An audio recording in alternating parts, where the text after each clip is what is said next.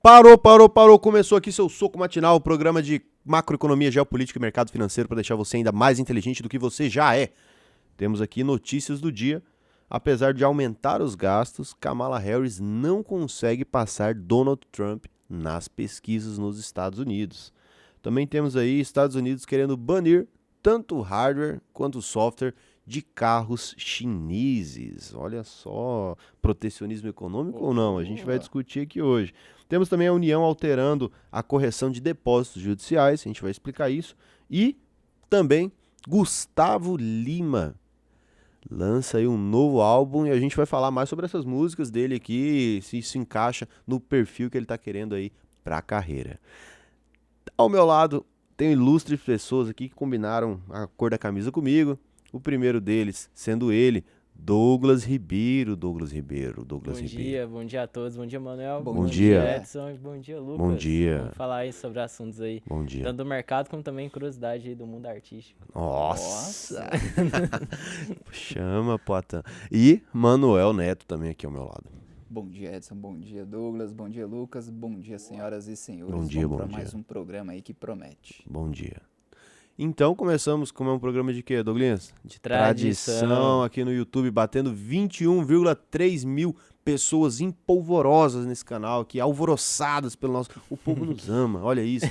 Estamos na boca da galera. Como a gente é um programa assim de tradição, a gente começa falando os índices aqui. E ó, vou falar um adendo aqui pra vocês. Existe aqui na história desse programa uma conversinha fiada de que pode ser que os índices venham algum dia aparecer na tela. Ó, informação, aqui é spoiler aqui, ó. Lucas ali já tá... Ó, dizem que o Lucas talvez em algum dia aqui no meio da semana pode ser que enquanto o Douglas fale, vá subindo alguns numerozinhos aí, porque aqui é tecnologia. Tudo é computador. Aqui é tudo é computador. Vamos começar pelos índices futuros nos Estados Unidos, todos estão subindo, principalmente ali o S&P 500 subindo 0,26 e também os Nasdaq futuros 0,42. Isso aqui é muito por conta ali do rendimento dos títulos futuros dos Estados Unidos que tem subido e também por conta ali das medidas de estímulo econômico da China e alguns dados ali que o mercado está esperando ali da confiança do consumidor. Então isso tem impactado positivamente ali a parte dos índices nessa manhã. Na parte de Ásia e Pacífico, todos estão subindo, principalmente ali a China, uma subida aqui bem expressiva de 4,15% e também a bolsa de Hong Kong também subindo 4,13%. Isso aqui é muito por conta ali do otimismo também gerado pelo anúncio de um dos maiores pacotes de estímulo econômico da China desde a pandemia. Então isso tem movimentado o mercado e é um dos maiores ganhos em 4 anos. Então isso é bem interessante estar acontecendo ali na bolsa da China e tem impactado todo mundo, tanto na bolsa dos Estados Unidos como também na Europa. Porque lá na Europa também todos os índices estão subindo, principalmente o DAX da Alemanha 0,87 e também a bolsa da França 1,64. Então, o que eu já estava falando anteriormente, né, muito ali por conta do pacote anunciado pelo governo chinês, que é o maior desde a pandemia. Então, isso tem trazido maior euforia ali dos mercados, porque quanto maior o pacote de estímulo, quer dizer que vai impulsionar ali a economia, pelo menos no curto prazo, isso é muito bom para os mercados. Daquele pump. Sim. Empurrãozinho. A China vai empurrar, é isso. Lá aí. Desculpa, continua. Libido tá alto, desculpa. Mas agora continuando aqui no commodities, a gente tem também todos subindo, principalmente ali o petróleo Brent subindo 1,52, chegando a 75,01 o barril. E o minério de ferro também subindo 4,64%, chegando a 99,42. É uma alta também bem expressiva do minério de ferro. E a gente tem o nosso querido Bitcoin também, que não podia ficar fora da festa, né? Teve uma tendência de alta de 0,70, chegando a 63.811 dólares, nosso querido Bitcoin. Isso. Só que não... só sexta-feira que vai ter lá nosso campeonato de moeda. A rinha de moeda? Tá bom, é uma tradição. O Douglas instituiu uma tradição que na sexta-feira a gente vai ter rinha de moeda. Porque sexta-feira é um dia diferente. O público vai cobrar, hein, Vai Douglas? cobrar, Douglas. Você mexeu... Essa galera sexta, aqui é perigosa. Não tem como, não. Então começamos aqui as notícias internacionais, né? Falando de quem? Da corrida presidencial dos Estados Unidos da América. Kamala Harris está gastando mais de 5 milhões de dólares por dia a mais do que o Donald Trump e mesmo assim não consegue crescer nas pesquisas, né? Então, apesar de ter um investimento maior do Partido Democrata, o Donald Trump continua forte, né? E a gente viu aqui que com a arrecadação superando a de Donald Trump, a Kamala direcionou esse recurso principalmente para anúncio pago em alguns estados chaves, né? Conhecidos como swing states. Que isso, hein? Swing States. Isso é importante, hein? Basicamente, os Estados Unidos mantêm essa malandragem no mundo político. Você deve ter visto aí, provavelmente, nos últimos dias, e principalmente depois do último debate, que a Kamala estava na frente. E realmente ela está na frente quando você olha a pesquisa de forma geral nos Estados Unidos. O que não importa, né? Porque os Estados Unidos Que não funcionam importa, assim. porque os Estados Unidos é totalmente contra a regra do mundo geral. Tanto que eles mudam até medidas lá. Medida, primeiro coloca polegada. Você vai, eu Polegada. vou assistir o UFC lá, e aí Milha em vez de terrestre, em em vez vez de de ser quilômetros por pés, você vai medir um ser humano em pés. Como é que você mede um ser humano em pés? Não hora. Vai faz pôr no sentido. pé lá, assim, ó. Aí vai lá, o Poatan tem 5,7 pés. Eu falo, "Velho, em centímetros, como que eu vou saber a diferença de pés?" Porra, Estados Unidos.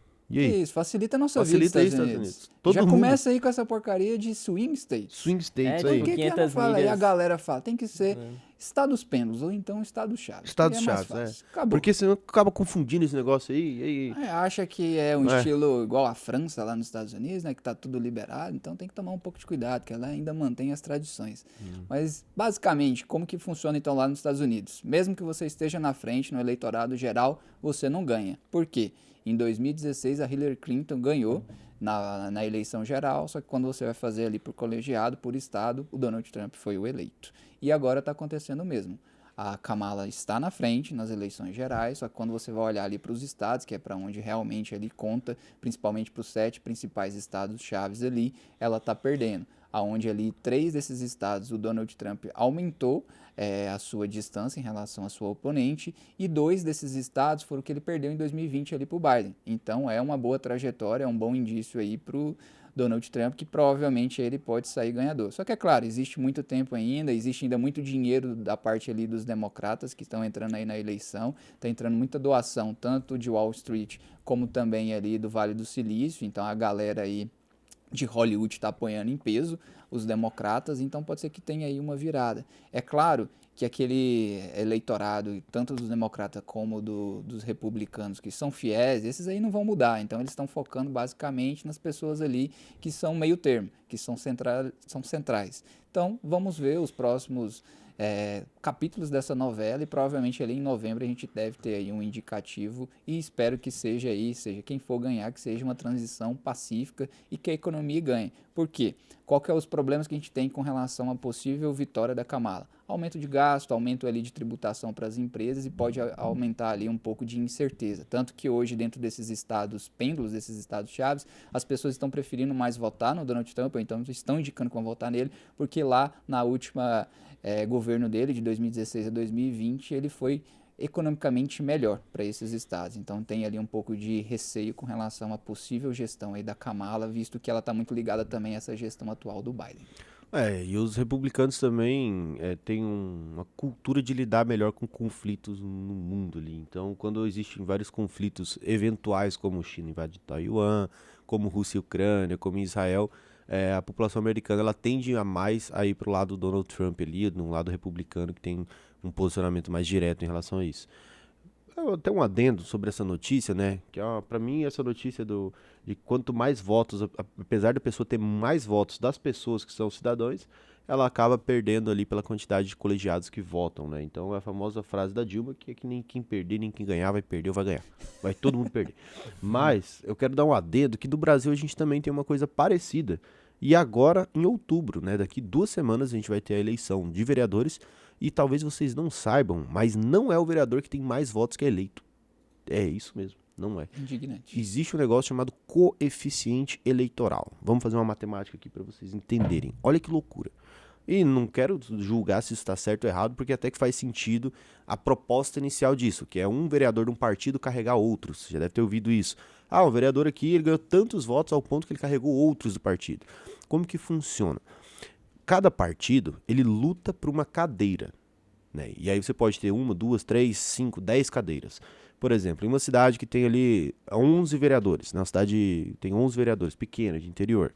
Essa cidade, ela tem o número de pessoas votantes, então assim, eleitores, dividido pelas 11 cadeiras.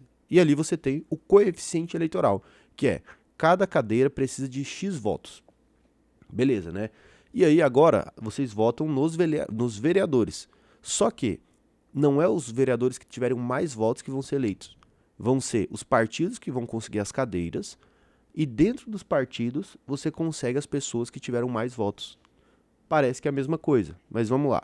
Digamos que uma cadeira custe aí 18 mil votos e o partido conseguiu 25 mil votos. Ou seja, ele conseguiu uma cadeira, quase uma cadeira e meia, mas ele conseguiu uma cadeira.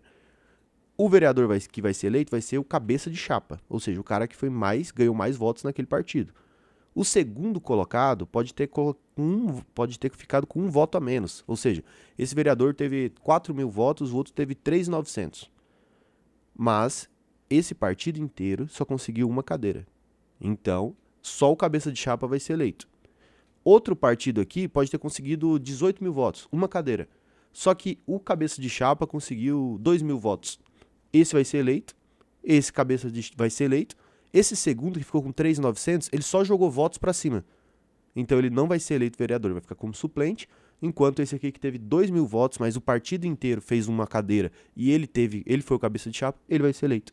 Então isso é uma loucura. Existe uma... Não como se fosse errado também, porque a ideia por trás disso é, se um cara de um partido, por exemplo, o cara é do PL, então teoricamente ele seria muito liberal. Se um cara ganhou muito voto, significa que a população quer muito uma ideia liberal. Ao ponto de que não dá para colocar 3 vezes a mesma pessoa, então vamos colocar 3 pessoas daquele partido, que são os cabeças de chapa. Então meio que isso seria a ideia. Então estude um pouco sobre coeficiente eleitoral, que é interessante. Principalmente, você vai entender por que muitas pessoas entram para fazer eleição, para se candidatar ali, e que você sabe que não vai ganhar. Você olha, cara, esse cara aqui não vai ganhar. Só que esse cara serve para jogar votos para dentro do partido para eleger o cabeça de chapa. Então essa pessoa até recebe dinheiro do partido para se lançar, só para jogar mais votos para dentro do partido. Entenderam? A UVP Educação. VP.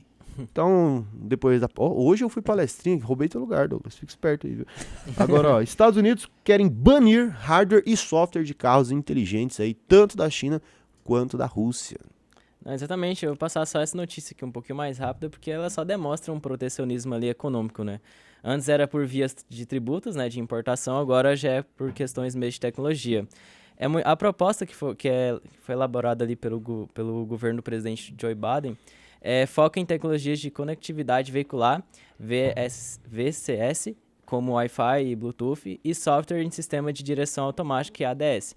No caso, eles alega que seria ali uma segurança nacional, muito por conta ali, devido a uma ordem executiva do ex-presidente Donald Trump, que havia classificado os veículos conectados como algo vulnerável. Então, até o Estado tem preocupado muito em relação a isso. Então, assim, isso aqui só demonstra mesmo a preocupação que os Estados Unidos têm de forma econômica, porque não tem tantos carros da China e nem da Rússia nos Estados Unidos, né? Então, isso aqui é só mais uma forma mesmo de proteger a economia deles. Antes era por via de tributos, agora já é por questões mesmo...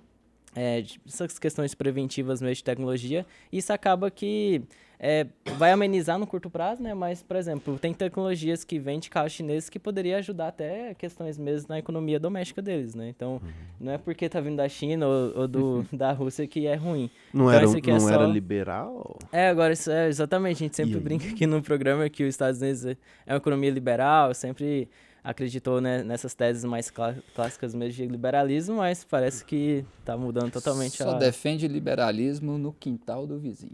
Quando é no seu quintal, acabou. É o famoso todo mundo é liberal até levar a esposa no swing. É isso. Matheus Malheiros. Malheiros Matheus. É bom que eu falei essa frase, eu incubei ela no Malheiros, ele assumiu essa frase pra ele, absurda, e ficou.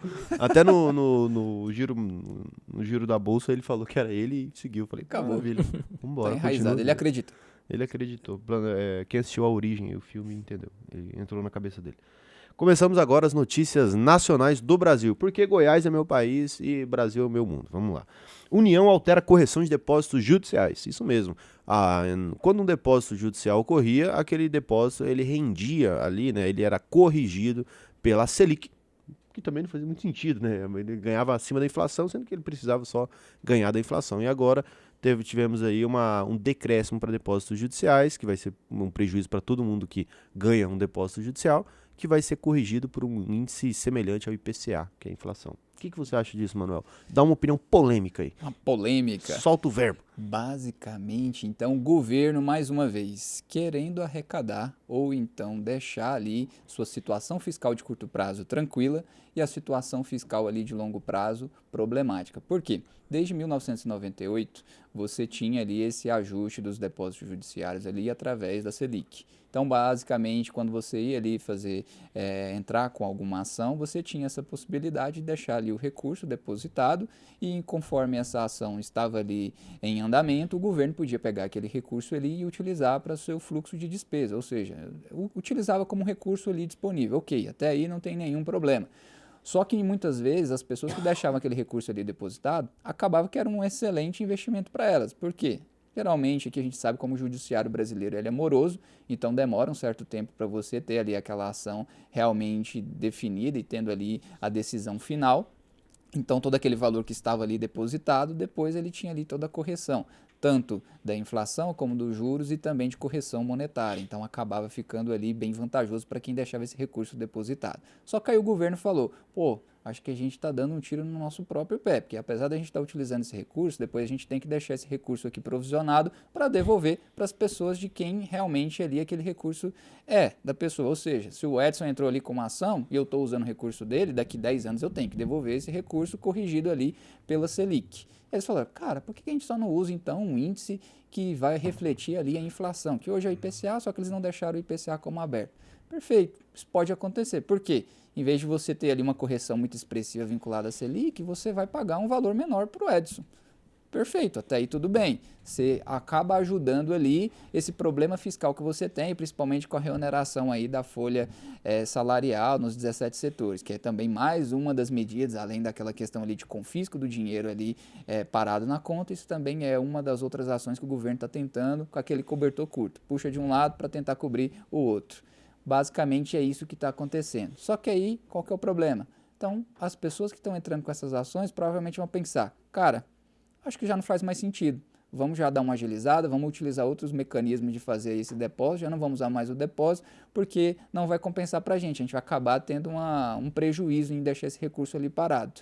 Quando isso provavelmente isso vai ser no longo prazo mais maléfico do que benéfico para o governo. No curto prazo parece ser uma boa, mas no longo prazo isso será ruim. E um outro ponto de questão que a gente está validando é como que isso vai impactar os depósitos que já estão ali. Não tem uma segurança jurídica, se talvez a pessoa que deixou um depósito ali há 10 anos atrás, que antes estava sendo corrigido pela Selic, pode ser que em determinado momento passe a ser corrigido de novo por um índice aí da inflação. Se isso acontecer, vai ser uma insegurança jurídica. Só que isso ainda não está definido. Então a gente vai ter que esperar como que o Ministério da Fazenda vai se posicionar aí com relação a essa parte da segurança jurídica dos depósitos que já estavam em vigor. Maravilha, né? Basicamente, imagine que você teve um imóvel e aí o governo desapropriou você e vai pagar através de um depósito judicial, renderia através da Selic, agora vai render só através da inflação. Selic está em quanto? 11,75, né? Isso. Inflação está em quanto? 10,75. 10,75 e a inflação está em quanto? Anual? Tá 4,5, vamos colocar. Então, é uma perda de valor de mercado muito grande desse valor que já era seu e que está na mão do governo. Também temos aí a desconfiança do mercado com a política fiscal, né? Aumenta os juros e os juros futuros saltam ao maior nível do ano, né? Então o mercado financeiro brasileiro enfrenta crescente desconfiança em relação à política fiscal, que a gente sempre vem falando aqui, né? O que causa isso, o porquê que o Brasil fica com essa desconfiança, e isso aumenta esses juros futuros, né? Explica um pouco mais para o pessoal de casa, Douglas Ribeiro. Exatamente, a situação agravou bastante por conta ali do relatório bimestral de receitas e despesas que mostraram redução na contenção dos gastos. Trouxe um aumento ali na parte de receitas, né? A gente até trouxe notícias em relação a isso, foi um dos maiores arrecadação no mês de agosto. 200 bilhões, cara. E ontem mesmo a gente ficou bem surpreso, né, Manuel, de a Foi. gente ter encontrado muitas taxas interessantes de emissores bem famosos no mercado brasileiro. Então, por exemplo, a gente chegou a ter CDBs pré-fixados até 2029, 2030 de 15%. Aí, claro, a gente tem que ter um critério de análise e avaliação para saber se faz sentido ou não. Por exemplo, a taxa DI para janeiro de 2029 subiu 12,31 para 12,47, com picos de até 12,57. Por que é interessante a gente analisar a taxa DI? Porque ela vai pegar ali a expectativa, é como se fosse um termômetro do mercado, porque ela vai demonstrar ali quanto está o custo do dinheiro no curto prazo. Porque a taxa DI é uma taxa de referência calculada com base nas operações diárias de empréstimo entre bancos. Então, basicamente, seria aquele um corte mesmo dos juros. Por exemplo, como se fosse uma nota do Enem mesmo. Um ponto de corte ali. Até essa determinada taxa seria interessante você fazer empréstimos ou não. Isso também é utilizado muito com um prêmio de risco, né? Então, o investidor só vai investir em algum título mesmo, por exemplo, em alguma ação mesmo no mercado variável, se tiver pagando ali uma taxa de risco interessante. Então, isso aqui só demonstra mesmo o que o mercado tem sido mais... tem maior desconfiança por conta de déficit primário e também a estabilidade da dívida pública, porque quando você tem aumento da taxa Selic, que agora está 10,75, você aumenta a estimativa ali de gastos com juros da dívida, e isso também tem impactado os juros futuros, que querendo ou não, os juros futuros vai ser um termômetro para talvez tomar as decisões ali do Copom em relação à taxa de juros. Então bateu ali 12%, que foi o maior nível do ano, e a parte das taxas DI, né, que seria de curto prazo, já chegando ali a 12,57, então também foi um dos maiores, considerando outros períodos. Então isso aqui só demonstra mesmo uma desconfiança que o mercado tem com o nosso governo atual, e, querendo ou não, é muito ruim, né?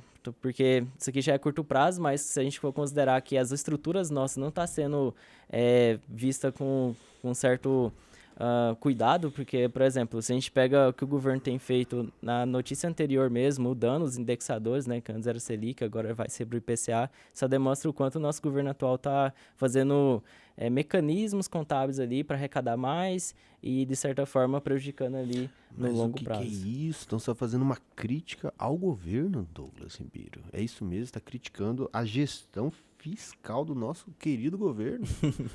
Tem que criticar mesmo.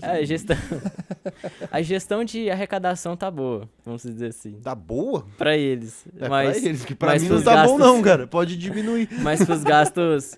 Não, mas sim, de verdade, a questão dos gastos mesmo é o que impacta muito, sabe? Tem muito... Porque isso vai impactar no longo prazo. Não é nem pra gente, né? Assim, mas pra futuras gerações. Porque tem gastos que estão acontecendo que a gente vê, poxa, como que será nossas futuras gerações? Porque se a gente pega, por exemplo, nossos maiores gastos hoje é em previdência, que dá déficit há anos, né? E o déficit aumenta passar, cada ano. Exatamente. E a gente tem muito outras partes também em questão de reforma administrativa. Aí parte de escala até política mesmo, que é o que mais prejudica ali. Fora os juros da dívida pública ainda, que só vão alavancando ainda. Então, Mas esse ainda é controlável, né? É controverso porque a meio nossa que dívida é em real, então a qualquer momento a gente pode emitir mais moeda. Vai dar um problema? Vai dar um problema. Mas é menos pior, por exemplo, que a gente pode comparar com o nosso vizinho Argentina, que a maioria da parte da dívida dele é em moeda internacional, tanto está tendo problema com o FMI, com o Clube de Paris, então a gente tem aí uns problemas. Mas o maior problema nosso mesmo a gente está arrecadando como nunca e está gastando como sempre. Então, isso é um problema sério. Curto prazo, maravilha, Brasil vai voar, tá tudo maravilha, fiscal. Só que o mercado, ele olha para o longo prazo, é onde tem previsibilidade. Nenhum empresariado, ele vai fazer investimento na sua estrutura se ele não tiver uma previsibilidade, tanto tributária, de fiscal, e que vai dar certo. Porque não vai fazer investimento para 1, 2 anos. Não, é um investimento para 5, 10 anos. Se você não tem essa confiança, se você não tem essa certeza que o que você está fazendo vai trazer uma benfeitoria, visto que o governo ali está gastando mais do que deve, cara, não tem chance, ninguém vai acreditar na gente. Então a gente precisa arrumar a casa, porque a gente precisa deixar aqui a base sólida para que venha aqui investimentos privados e que ele fomente a economia. Como a gente já disse, o governo é importante para fomentar a economia? Mas ele não deveria ser nem 30%, 40% desse incentivo. Ele deveria só deixar o ambiente propício para investimento. O restante é a economia livre, é o investimento privado que vai fazer o país alavancar sustentavelmente.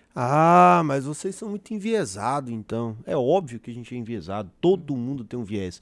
Todo mundo que você escuta, que te dá uma notícia, tem um viés. Ele tem uma ideia e ele transmite isso em forma de uma notícia. Então, por exemplo, aqui a gente é liberal. Então a gente acredita exatamente no que a gente está falando, a gente deixa bem claro para todo mundo que está assistindo qual é o nosso viés. Um exemplo disso, a gente acredita fielmente aqui que não há nada que o Estado vá te dar, que o governo vá te dar, que ele já tenha te tirado antes. Então é isso. Tudo que o governo te entrega, ele já tirou antes de você, porque o governo não produz nada, ele só arrecada, controla e gasta. E ele está arrecadando muito, batendo recordes, 200 bilhões em agosto, e mesmo assim está gastando mais do que isso e não se preocupando como vai ser aí para frente. É isso. A gente falou de fiscal e tributário aqui. Se a gente falar sobre insegurança jurídica, aí a gente entra num âmbito aí que a gente vai falar do nosso querido Alexandre de Moraes, coisa que a gente nunca fala nesse programa aqui, que a gente não entra nesse assunto aí por respeito ao nosso programa. Começamos então a resposta dos comentários do vídeo anterior. No vídeo anterior, a gente estava aqui com o nosso queridíssimo Matheus Malheiros. Matheus Malheiros disse que se batesse 200 comentários, a gente teria um programa respondendo comentários. Não bateu, deu 183 na trave, mas tivemos 183 comentários, o que, para os níveis aqui do nosso programa aqui em Polvoroso, é um número muito bom. Então, obrigado a todo mundo que comentou. Eu vou responder alguns aqui. O Gustavo Elk 2558 disse: comentário para o próximo vídeo. Acompanho o Raul Sena há 7 meses, tenho 15 anos. Ano que vem pretendo comprar o curso da UVP. Já tenho quase R$2.000 em renda variável e R$4.000 em renda fixa. Trabalho no ramo de pintura automotiva. Uma promessa é um dia chegar ao primeiro milhão. E o Raul e a UVP me dão informações muito boas e conhecimento todo dia. Cara, 15 anos de idade. Legal pra O caralho. moleque tá com 4.000 em renda fixa e 2.000 em renda variável. Parabéns. Parabéns. Até um outro menino comentou embaixo aqui, o Lucas Pereira. Com a idade que você começou a investir, o primeiro milhão é inevitável. Basta continuar aportando e ficar vivo. A mágica vem do tempo. Então, fique vivo, entendeu? Faça o possível aí. Vá pro seu quarto, assiste anime pra caramba, faz pintura automotiva, mas fica vivo, continua investindo e parabéns, cara. Parabéns. A cabeça de uma pessoa de 15 anos juntar um patrimônio desse é absurdo, cara. Todo mundo tá querendo parecer mais rico do que é. E aqui o que eu posso dar de conselho pra você nesse mundo de investimentos é: não aumente de forma alguma o seu custo fixo, porque o custo fixo não te traz felicidade necessariamente.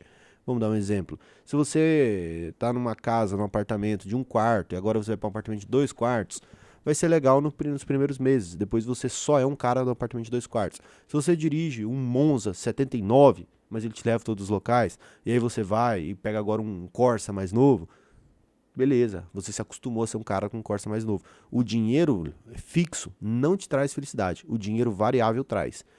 Você morar num apartamento com R$1.000 a mais de aluguel, é um apartamento melhor, maior, mais conforto, mas você se acostuma ao conforto. Isso não, depois de alguns meses é só aquilo, você nunca mais volta para trás e aquilo se torna a sua realidade. Agora, se sobrar desses R$1.000, você utilizar isso para uma viagem, você utilizar isso para ver um show, você utilizar isso para uma festa, para uns amigos, para comprar alguma coisa que é variável, aí sim tá a felicidade. O problema é que o custo variável não faz você parecer rico. Você viajar todos os meses, você sair para comer sem olhar o cardápio, comer alguma coisinha que você quer, isso é legal.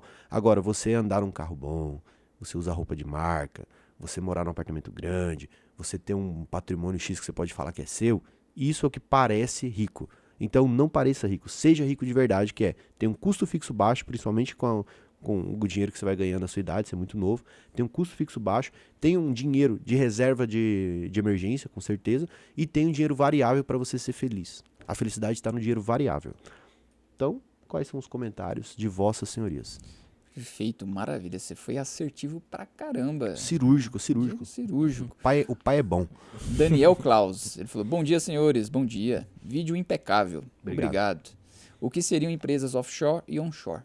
Vou tentar sintetizar aqui de forma bem dinâmica. Pensa que um offshore, você tem aqui uma empresa em ambiente brasileiro, nacional aqui, e de repente você quer abrir uma empresa lá fora, visando uma proteção de capital, visando ali uma diversificação de eficiência tributária, que basicamente é essa a diferença. Então, quando você vai para uma empresa offshore, você vai visar eficiência tributária. A gente está todo falando aqui de coisas legais, tá? Então, não está falando de evasão fiscal, então a gente está falando aqui de elisão fiscal, que é diferente, é tudo dentro da legalidade. Você consegue proteger seu patrimônio de uma forma legalizada num certo paraíso fiscal, que é o que a gente chama aí de offshore, que é quando você está fora ali do seu ambiente mesmo fiscal nacional. Então, você vai para um ambiente de fora ali e você consegue ter essa diversificação. Onshore é quando você está no seu país de origem, onde você cumpre todas ali as burocracias, toda a parte fiscal, tributária, e é onde você tem ali que corresponder a todos os processos legais ali que estão implicados em cada uma das legislações. Então, basicamente, a diferença seria essa. E a outro comentário aqui, só para não perder também o gap, já que a gente teve vários comentários aí no vídeo de ontem, ele basicamente falou aqui, o comentário é grande, do Rafael Laurentino, e ele falou, o que o Buffett sabe que nós não sabemos para ele estar com esse caixa recorde aí de 300 bi, que até depois o Douglas pode trazer aqui, basicamente, o que é? Warren Buffett é um cara muito sagaz, e hoje ele está com caixa ali, ele já tem posições bem relevantes aí em empresas de capitais, como a Apple, como até o próprio Bank of America, e ele fala, cara, custo-benefício de eu estar fazendo alguma grande aquisição, de estar investindo em algum grande projeto, não está tão atrativo, principalmente quando ele olha ali para o ambiente doméstico americano. As empresas estão esticadas, estão com valuation alto, então ele está esperando primeiro acontecer algo para depois ele conseguir ali, vamos usar um palavreado aí não tão muito legal, mas desovar recurso, que é colocar recurso aí para estar fazendo aí as alocações e aquelas compras que eles gostam de fazer nos múltiplos atrativos. Como o Warren Buffett é muito de múltiplo, ele é muito de fazer análise ali de fundamento, não tem nada muito atrativo, ele prefere deixar aquele recurso, entre aspas, parado, rendendo muito menos do que poderia estar rendendo, mas pelo menos ele não está ali com custo-benefício fora ali da estratégia dele. Ou seja, se tem uma estratégia e se você sabe que aquela estratégia funciona, por que você vai comprar só pelo calor do momento? Não, segue sua estratégia. Se a sua estratégia em um determinado momento falar que você tem que comprar, perfeito. Se não, não siga ali o movimento de manada. E é por isso que o Warren Buffett é o Warren Buffett. Boa, pô. Bom, eu queria só complementar que o Manuel tem falado do Warren Buffett. E existe duas estruturas ou duas técnicas de valuation. Aquela que você projeta os fluxos de caixa, né, e desconta a um prêmio de risco, por exemplo, geralmente utiliza o custo médio de capital ponderado, que é o WACC, mas é o método de fluxo de caixa descontado. Você pega o valor futuro do caixa que você projetou e traz ele ao valor presente. E então tem aqueles também que é métricas de valuation, né, que é o que o Buffett gosta bastante de utilizar. Por exemplo, se o Buffett utilizasse mais o fluxo de caixa, esse método de fluxo de caixa descontado, talvez ele estava em empresas de tecnologia. Talvez hoje ele estaria aportando mais em empresas de tecnologia, né? Por exemplo, a NVIDIA tem crescido bastante. Mas como ele é mais fundamentalista, geralmente o mercado sempre fala, poxa, mas esse método aí só pega o contexto histórico, né? Só que é aí que tá um detalhe bem interessante. Por ser um contexto histórico, ele só também investe em empresas sólidas, né? Então, no portfólio dele, você vai ver que tem a American Express, tem Coca-Cola, tem empresas de ferrovia. Por exemplo, tem bancos também, bem interessantes lá dos Estados Unidos. Ele tem reduzido um pouco ao longo do tempo ali no Bank of America, mas ele foi acionista por muito tempo. Em 2008 mesmo, ele foi um dos maiores compradores também de empresas sólidas. Então, quer dizer, às vezes o Buffett ele só tá deixando esse caixa mesmo para momento oportuno de verdade. Na hora que ele vê o desconto mesmo do valor intrínseco. Não é porque uma empresa caiu muito que quer dizer que... E até corroborando com o comentário do menino que tem 15 anos, começou a investir também, uma coisa que a gente tem que falar é que o Buffett é muito velho. Né? E o idoso, ele tem um molho também. O idoso, ele tem um negocinho. Ele é bom. Tem um diferencial. Esse acho que o principal é que ele é velho. Assim. Você perguntou qual que é o grande diferencial, você pode falar. Ele é começou idoso. com 11 anos. Comprar. Então, a gente pode estar conversando aqui com o próximo Buffett aqui em idade. Então é isso. Comece novo e quando você ficar velho, tem um molho. Pronto. Bom, a minha vez agora do comentário vai ser do Nervoso17. Ele pergunta sobre a Energisa, né? Poderia falar sobre a Energisa?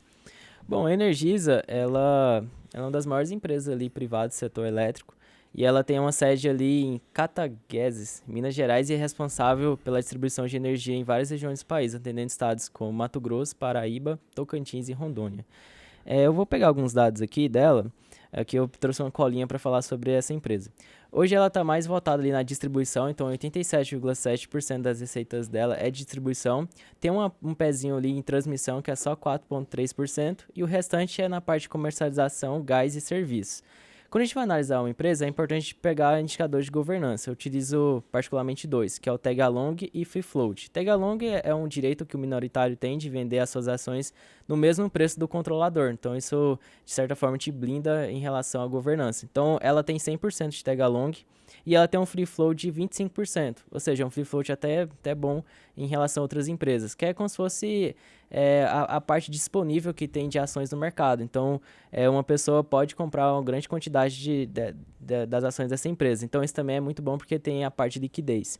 Agora, a parte ali de dados fundamentalistas, hoje a empresa tem um PL de 8,58, que é basicamente ali o preço sobre o lucro, quanto o investidor está pagando, e ela tem um preço-valor patrimonial de 1,6. Por que eu trouxe esses dados? Por exemplo, a média dela está negociando é de 1,50 e 1,65. Então, hoje já está sendo negociado um preço-valor patrimonial de 1,6. Então, aqui já demonstra que na média histórica, hoje já está um dos menores patamares de valuation. Então, isso aqui já é um sinal positivo, pelo menos na parte ali de valor da empresa. Agora, o que impactou muito, que eu vejo uma observação negativa, seria a margem líquida dela, que é só de 7,80. E eu fui pegar uma empresa que é do mesmo setor, que é a CPFL, e está com 13,56. Então, qual que seria um dado bem negativo que eu estou analisando da Energisa? Seria a dívida dela, ela é muito alavancada. Hoje a relação dela, dívida líquida sobre EBITDA, é de 2,84 versus 1,87 da CPFL. Então, isso aqui, por ela ter maior endividamento, ela paga muito juros. Aí, quando a gente pega ali a estrutura de DRE, assim, você vai ter receita, custo, lucro bruto, despesas operacionais e EBITDA. Aí EBITDA você vai ter receitas e despesas financeiras. Como ela está muito alavancada, provavelmente ela está pagando muito juros da dívida. Então isso reduz o lucro líquido, que no caso, para você chegar na margem líquida, você dividir lucro líquido por receita líquida. Então, assim, talvez na nossa avaliação essa seria a única observação negativa. E ela tem um ROI de 12,38, então um ROI interessante, tem um ROIC de 10%. Então, na nossa avaliação, a única coisa que seria negativa da empresa seria o alto endividamento. Então, por exemplo, tem empresas hoje no setor de energia, como a Engie, que tem indicadores mais sólidos e tem um balanço mais interessante. Por exemplo, só de ROIC, a Engie tem 18,49, então bem superior tanto da CPFL como também da Energisa. Então, assim, só fazendo um resumo, parece ser uma empresa interessante, uma tese de estudo, mas tem que estar sempre esses critérios de avaliação mesmo de endividamento, porque isso aqui para essas empresas de energia é natural acontecer um endividamento mais alto, mas isso pode prejudicar ali a margem líquida e também o recebimento de dividendo. Então, seria só essas observações que eu faço da empresa e seria isso. Obrigado pelo comentário aí, o nervoso. Ou de 17. Nada. Precisando também. E isso não é uma recomendação de compra, né? Então eu tenho que vender e comprar Engie? Não. Energisa? Não. Isso aqui é uma análise que o Douglas fez aqui, porque se vocês querem análise, esse programa aqui tem análise, né? Então, não é recomendação de compra nem de venda, é só uma análise. Voltamos então aqui só alguns comentários de ontem, porque isso aqui é importante. A gente já perdeu muito tempo aqui, mas é importante, né? Que é o Net7 que falou, e não colocou a foto do Douglas no bar da tia. E a Ana Brasil que também falou, cadê a foto do Douglas no bar da tia? É curioso, né? O povo é curioso. A Amanda disse, amanhã ele vai ter que explicar melhor esse bar das tias. Então, ontem a gente tentou colocar aqui a foto, hoje o Lucas vai tentar colocar novamente aqui, explicando claramente o que é o bar da tia e o que o Douglas estava fazendo lá. Porque mantém a índole da pessoa aqui extremamente afiada, né? Inclusive, eu vou dar um adendo aqui, que eu levei o Douglas numa batalha de rap na Praça Universitária. E chegando lá, o Douglas gritava pros dois lados. E eu não tava entendendo aquilo. E aí acabava lá a discussão da batalha de rap ali, né? Porque é uma discussão, né? E aí, quem gostou do mano tal? E aí o Douglas, eu gritava. E o outro mano tal? E o Douglas gritava também. Uai, Douglas, aí não deu, velho. E é isso, então. Aqui, se tiver aparecido aqui na tela, a foto do Douglas no bar da tia, deixando bem claro aqui que ele tem uma índole diferenciada. Agora vamos acelerar. Justo? Vamos, justo, Douglas? Justo. Vamos. Então vamos aqui para fundos imobiliários crescem e atraem novos investidores, né? Então mesmo com taxa de juros lá em cima, estralando aqui em cima, a gente tem aí mais de 2,75 milhões de investidores. Esse valor já dobrou 4 vezes só nos últimos 5 anos. Então a gente vê todo mundo querendo um pouquinho de aluguel de fundo imobiliário. Não, exatamente, é porque tem uma combinação bem interessante ali de renda gerada pelos aluguéis.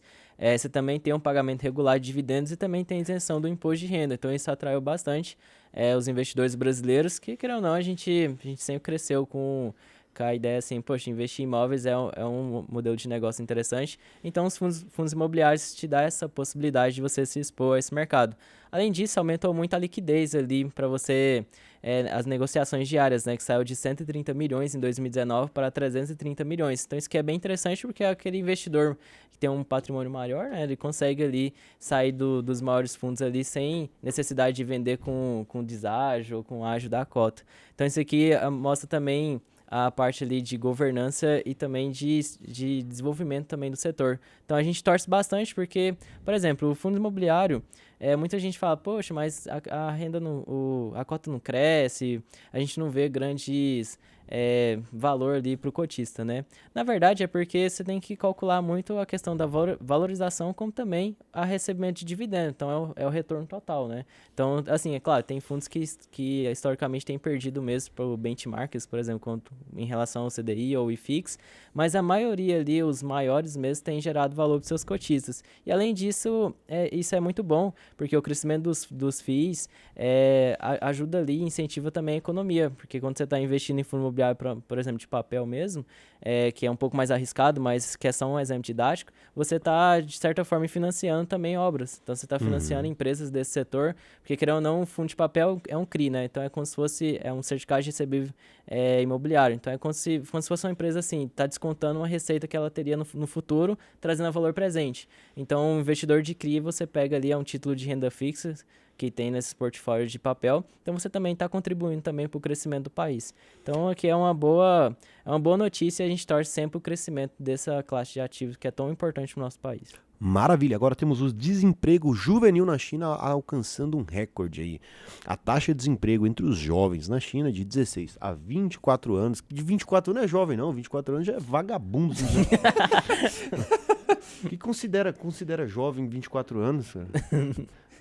Aqui tem jovem aprendiz. Nossa, não quero nem terminar de... Eu vou ler geralmente é a idade que a galera tá saindo da graduação. Né? Vou terminar... Não, louco. Vou terminar Vou terminar só por respeito a você essa notícia aqui. A taxa de desemprego entre os jovens aí, né? 16 anos, ok. 16 até os 17, 16 a 24 anos, atingiu um novo recorde em agosto, chegando a 18,8%. Caramba, cara. Quase 20% dos jovens entre 16 e 24 anos na China estão desempregados. Leva em consideração só aqueles que não estão estudando, né? Então, aqueles que estão no mercado aí disponível, não tá mais estudando, então tá atualmente desempregado. Isso aí já vem um aumento desde junho. Junho estava 13,2, julho foi para 17,1 e agora é 18,8. É uma preocupação com relação à questão ali da demanda reprimida no setor imobiliário e também a confiança do consumidor, que está gerando a incerteza. Além disso, você tem governo, mais uma vez, sendo governo, né? Governo chinês falando, na hora que vai contratar aqui, você tem umas regrinhas para contratar. Se você for demitir fulano tal, você tem que pagar. Aí o que o empresariado chinês fala? Opa, se eu vou contratar uma pessoa e eu só posso demitir, ou se eu for demitir eu vou ter um custo maior do que eu estou contratando, melhor não contratar ninguém. Então está acontecendo muito isso, dos jovens ali que estavam antes ali no mercado, voltado para o serviço, voltado para o setor de tecnologia, que estava conseguindo se posicionar no mercado de forma bem tranquila, agora não está conseguindo. E o problema é que o excesso de oferta está cada vez maior. Está cada vez mais entrando pessoas graduadas no mercado, aumentando mais a competição e a demanda, né? No caso, a demanda está tendo, é oferta mesmo. Estou fazendo confusão aqui. Na aceleração a gente acaba fazendo cagadinhas também aqui. Então, basicamente, a gente tem aqui um excesso de oferta ali de mão de obra, só que a demanda está reprimida. Ou seja, o governo vai ter que estimular essa economia. Já começou aí no dia de ontem a gente falou que o governo está começando a dar alguns sinais, mas ainda é muito incipiente. Vamos ver aí os próximos capítulos. Isso aí é TikTok. O menino fica só no TikTok. Aí não trabalha. Vagabundo. Agora, chegando ao final, então, com o recado final, eu vou passar a palavra aqui, meu querido Douglas Ribeiro. Bom, aqui é só uma curiosidade mesmo. A gente estava falando do Buffett. O Buffett ele tem 300 bilhões de dólares na caixa da Berkshire Hathaway. Isso equivale a aproximadamente 82,6% das reservas internacionais do Brasil. Então imagina só que hoje equivale também a 366 bilhões. Então basicamente o tio Buffett tem quase tanto dinheiro quanto economias de um país inteiro. Então imagina só, tanto que trouxe valor para os investidores da Berkshire e também tem dinheiro ali em caixa. Então o Buffett consegue comprar, sim, claro, é um exemplo mesmo didático mesmo, consegue comparar ali tanto o caixa da empresa dele como também de economias como o nosso país. Então seria só essa curiosidade. Um beijo a todos e comentem, curtem o nosso canal e até amanhã. Na minha paixão.